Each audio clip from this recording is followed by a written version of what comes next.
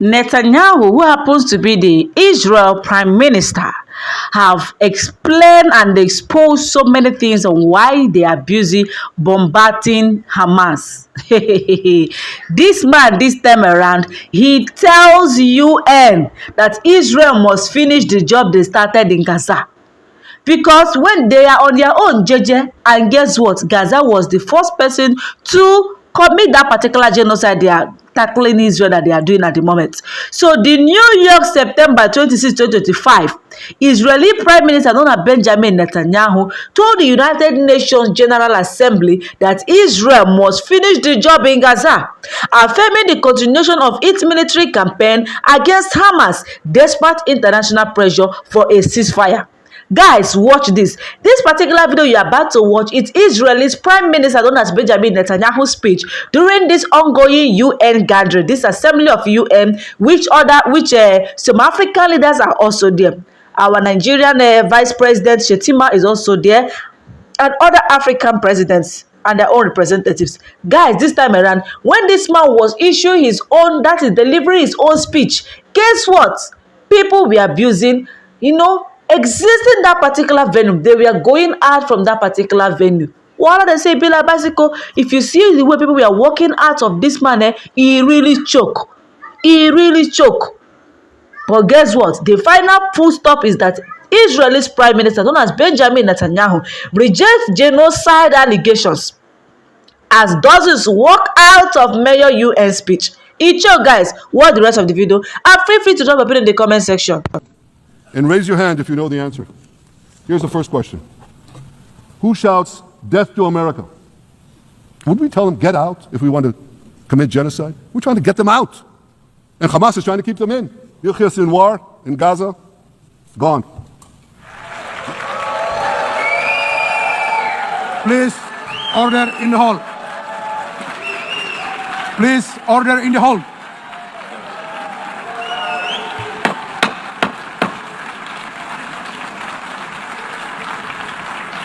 Please, order in the hall.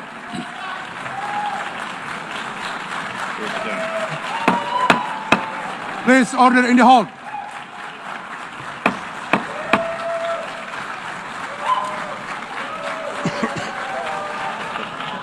Please, order in the hall, and please be seated. The families of our dear hostages languishing in the dungeons of Gaza. Ladies and gentlemen, last year, I stood at this podium and I showed this map. This map. It shows the curse of Iran's terror axis. This axis threatened the peace of the entire world. It threatened the stability of our region and the very existence of my country, Israel.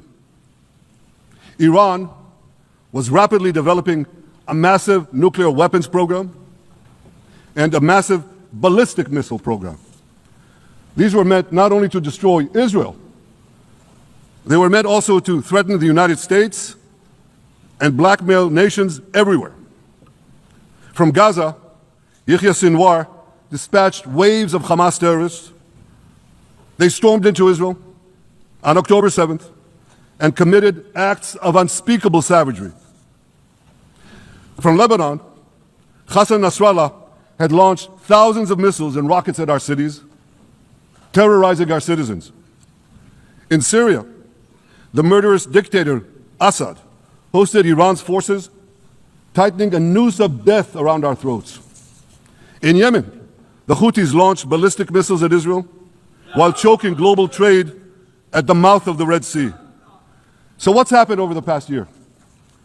We've hammered the Houthis, including yesterday. We crushed the bulk of Hamas's terror machine. We crippled Hezbollah, taking out most of its leaders and much of its weapons arsenal. You remember those beepers, the pagers? We paged Hezbollah. And believe me, they got the message. And thousands of terrorists dropped to the ground. We destroyed Assad's armaments in Syria. We deterred Iran's Shiite militias in Iraq. And most importantly, and above anything else that I could say to you or that we did in this past year, in this past decade, we devastated Iran's atomic weapons and ballistic missiles programs.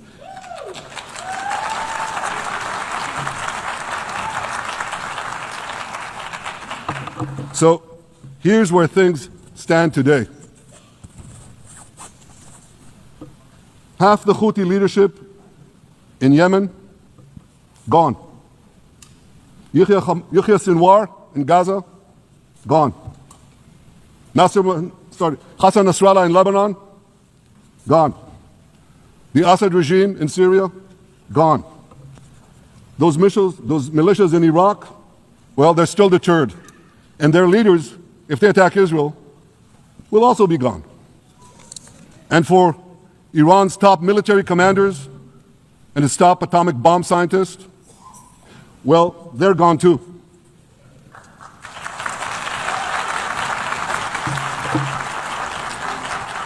For Israel, every civilian casualty is a tragedy.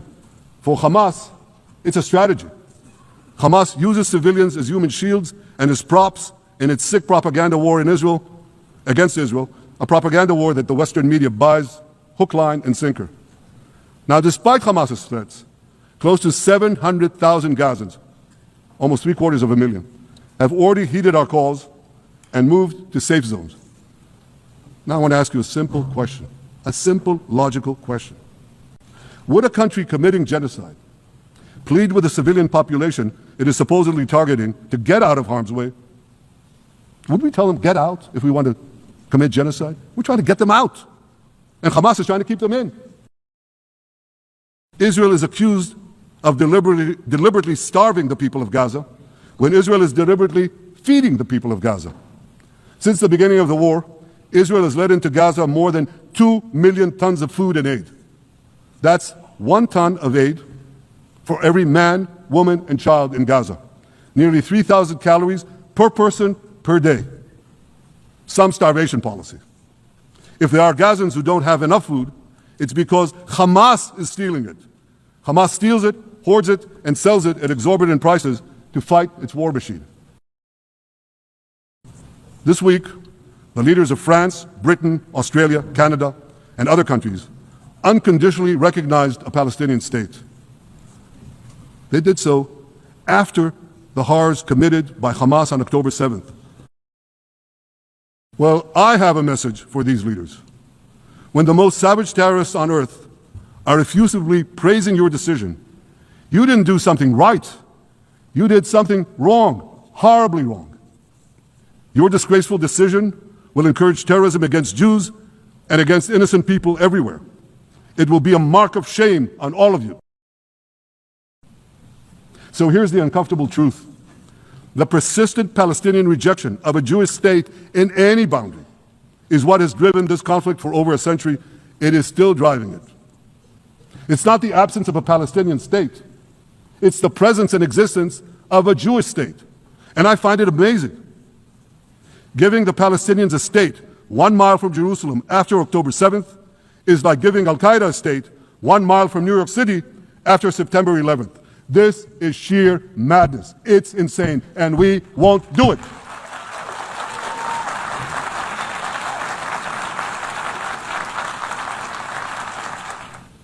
And of course, you understand that the war in Gaza has affected every Israeli. But I'm sure there are people in New York or in London or in Melbourne and elsewhere who are probably thinking, what does all of this have to do with me? And the answer is everything. Because our enemies are your enemies. So let's do something else. So first at the UN, let's do a pop quiz. And raise your hand if you know the answer. Here's the first question. Who shouts death to America? Is it A, Iran, B, Hamas, C, Hezbollah, D, the Houthis, or E, all of the above? All of the above. Correct, all of the above. Second question.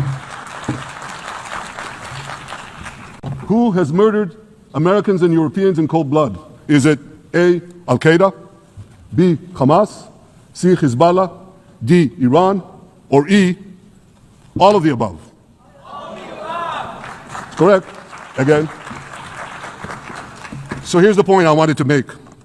Our enemies hate all of us with equal venom. They want to drag the modern world back to the past, to a dark age of violence, fanaticism, and terror. I think many of you are already feeling in your own societies the radical Islamist surge. You know, I'm sure you do, you know deep down that Israel is fighting your fight. So I want to tell you a secret. Behind closed doors, many of the leaders who publicly condemn us privately thank us. They tell me how much they value Israel's superb intelligence services that have prevented time and again terrorist attacks in their capitals, time and again saving countless lives. General George Keegan, former head of U.S. Air Force intelligence, once said, "If the United States had to gather on its own the intelligence that Israel gives us, we would have to establish 5 CIAs. 5 CIAs. This past June, when Israel struck Iran's nuclear facilities, German Chancellor Merz admitted the truth. He said, Israel is doing the dirty work for all of us. President Trump understands better than any other leader that Israel and America face a common threat. He showed the world that when Iran and its proxies murder Americans, take Americans hostage, shout death to America, burn American flags, and try to assassinate the President of the United States, not once, but twice. He showed them there is a price to pay for all that.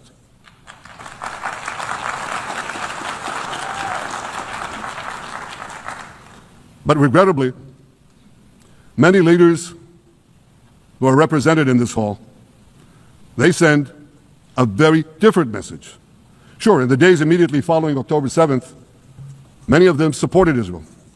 But that support quickly evaporated when Israel did what any self-respecting nation would do in the wake of such a savage attack. We fought back. Now just imagine, just sit back for a second and imagine an attack against America proportioned to the attack against Israel on October 7th. Imagine a regime, a terror regime, dispatching thousands of terrorists to invade the United States. They massacre 40,000 Americans. They take 10,000 Americans hostage. What do you think America would do? You think America would leave that regime standing? You don't think that. No way, not a chance. The United States would wipe out that terror regime and ensure that such savagery would never threaten America again. This is precisely what Israel is doing in Gaza. We're wiping out the terror regime of Hamas and ensuring that this savagery will never threaten Israel again. That's what we are doing. That's what any self-respecting government would do.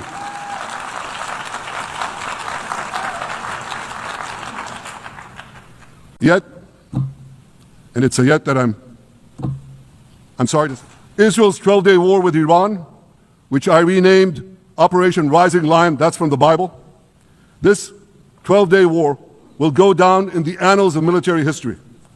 Our daring pilots neutralized Iran's missile defenses and took control of the skies over Tehran. And you saw this. Israeli fighter pilots and American B-2 pilots bombed Iran's nuclear enrichment sites. I want to thank President Trump for his bold and decisive action. President Trump and I promised to prevent Iran from developing nuclear weapons, and we delivered on that promise. We removed an existential threat to Israel, and a mortal threat to the civilized world. We must remain vigilant. We must remain absolutely clear-minded and vigilant. We must not allow Iran to rebuild its military nuclear capacities. Iran's stockpiles of enriched uranium, these stockpiles must be eliminated. And tomorrow, UN Security Council sanctions on Iran must be snapped back. The final remnants of Hamas are holed up in Gaza City. They vow to repeat the atrocities of October 7th again and again and again, no matter how diminished their forces. That is why Israel must finish the job. That is why we want to do so as fast as possible.